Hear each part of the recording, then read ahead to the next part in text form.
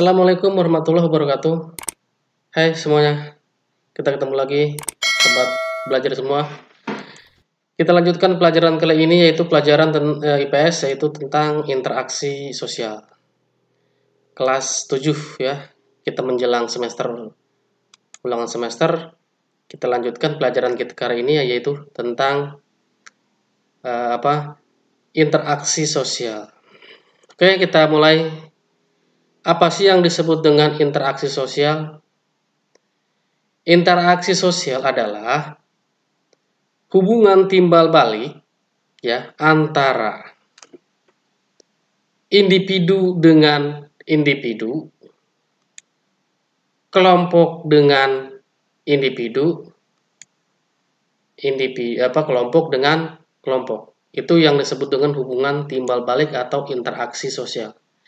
Nah, bagaimana kalau seseorang ya, hubungan individu dengan individu apabila salah satu di antara si A dan si B itu berhubungan ya, yaitu tentang misalnya si A bertanya kepada si B dan si B menjawab, maka akan terjadi interaksi sosial. Nah, itu hubungan interaksi sosial. Dan hubungan gimana yang individu dengan kelompok? Nah, contohnya adalah guru mengajar di kelas. Nah, guru mengajar di kelas. Kelompoknya adalah siswa, individunya adalah guru. Maka di dalam kelas itu terjadilah interaksi antara guru dan dengan siswa. Itu hubungan timbal balik antara individu dengan kelompok. Salah satu contoh ya. Bagaimana dengan kelompok dan kelompok? Kalau kelompok dengan kelompok itu adalah contoh adalah main bola. Main bola tuh ya. Kelompok kesebelasan dan satu kesebelasan berinteraksi di lapangan. Itu saling kerjasama antara kelompok. Namanya adalah interaksi kelompok dengan kelompok. Ada lagi kerjasama gotong royong di masyarakat, kerja bakti membersihkan got oleh Pak RT, itu namanya interaksi kelompok dengan kelompok. Nah, bagaimana dengan itu semua? Apa sih syarat-syarat dari interaksi sosial? Syaratnya itu ada 3. Di antaranya adalah ini adalah syarat-syarat interaksi sosial.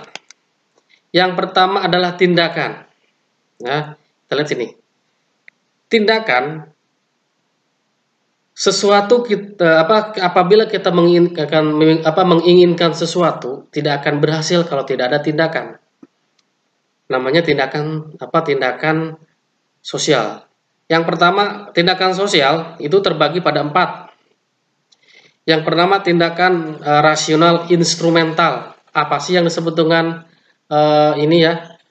tindakan rasional instrumental? Tindakan rasional instrumental itu adalah suatu tindakan yang dilakukan dengan memperhitungkan kesesuaian antara cara dan tujuan. Jadi, bagaimana nih kesesuaian cara untuk mencapai satu tujuan? Contoh, kita mau berjalan dari sini, dari satu tempat A dan ke tempat B. Apa yang harus disesuaikan? Apakah berjalan kaki, apakah naik sepeda, apakah naik motor? Jadi disesuaikan. Ya. Yang selanjutnya itu tindakan rasional instrumental. Kayak gimana sih contohnya? Kalau tindakan rasional berorientasi nilai, ini yang selanjutnya, tindakan rasional berorientasi nilai, yaitu tindakan yang dilakukan mempertimbangkan manfaat dan nilai-nilai yang berlaku. Contoh gini, kita melakukan sesuatu nih, manfaatnya apa ini? Dipikir dulu, ini kira-kira apa kalau saya lakukan baik atau buruk? Dipertimbangkan dulu, itu yang disebut dengan tindakan rasional berorientasi nilai. Untung dan ruginya itu dari sini. Yang selanjutnya tindakan tradisional. Tindakan tradisional itu adalah tindakan yang dilakukan dengan kebiasaan yang berlaku di dalam masyarakat. Jadi adat istiadat setempat ya yang biasa berlaku, jadi dilakukan. Jadi namanya tindakan tradisional. Contohnya kayak di suatu daerah biasa dia adatnya adalah biasa apa eh, daerah dengan daerah lainnya, daerah 1A dengan daerah B itu nanti adatnya itu berbeda dengan apa satu sama daerah lain. Daerah Sunda dengan daerah Jawa itu adat istiadatnya apa berbeda. Ya, itu adalah masuk dengan tindakan tradisional. Yang selanjutnya adalah tindakan afektif. Kayak gimana sih tindakan afektif? Tindakan afektif itu dilakukan hanya berdasarkan perasaan afeksi, perasaan orang, perasaan kita.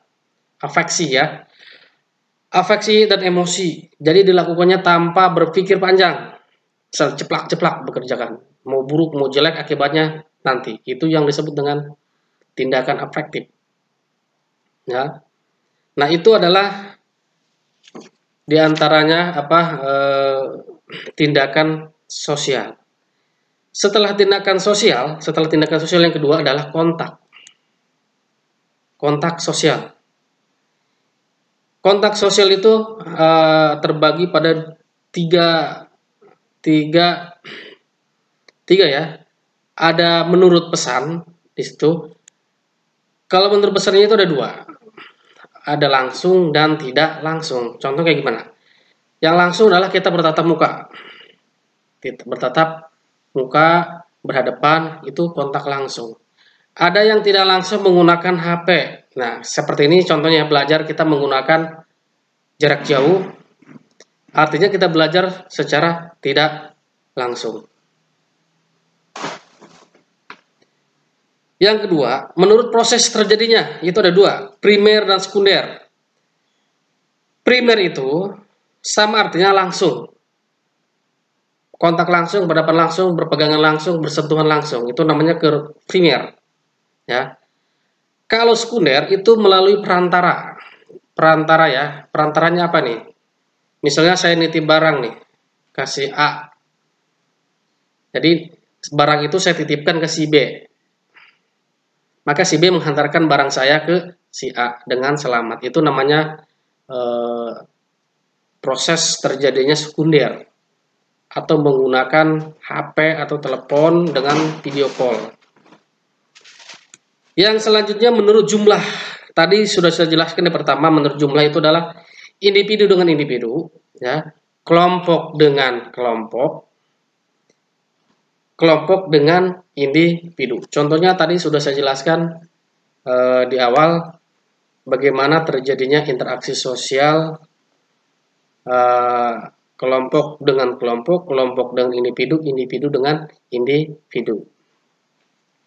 Yang selanjutnya syarat interaksi itu adalah komunikasi. Nah, di sini baik buruknya suatu masalah suatu pekerjaan itu tergantung pada komunikasi. Komunikasi terbagi dua, ada negatif, ada positif. Nah, di sini setelah ada tindakan, ada kontak, ada komunikasi. Pertama tindakan. Tindakan berpikir dulu, apa nih? Nah, berpikir. Itu ada kontak. Berbicara, kontak nih berbicara. Baik melalui telepon maupun melalui langsung. Setelah kontak namanya komunikasi. Nah, tergantung bahasa kita. Bahasa jelek apa bagus. Kalau misalnya bahasanya positif, itu nanti timbulnya akan bagus. Kalau negatif, nanti akan timbulnya akan jelek juga. Akan bertentangan pada perselisihan timbulnya. Bukannya menjadi senang, menjadi itu malah menjadi pertentangan karena bahasa yang jelek, yaitu negatif komunikasi. Adapun yang positif itu akan lebih kepada menyatu kita nih ya. Contoh kita seorang laki-laki jatuh cinta kepada seorang perempuan. Apakah perempuan itu jatuh cinta dengan sendirinya kepada laki-laki itu? Tentu tidak. Seorang laki-laki tertarik pada seorang perempuan. Oh, kalau saya diam aja, dia tidak akan suka pada saya. Maka carilah dia perhatian dengan cara tindakan ini. Syarat interaksi sosial yang ada 3 ini. Ada tindakan, ada kontak, ada komunikasi. Tindakan dulu, berpikir. Seorang laki-laki suka pada seorang perempuan, ya.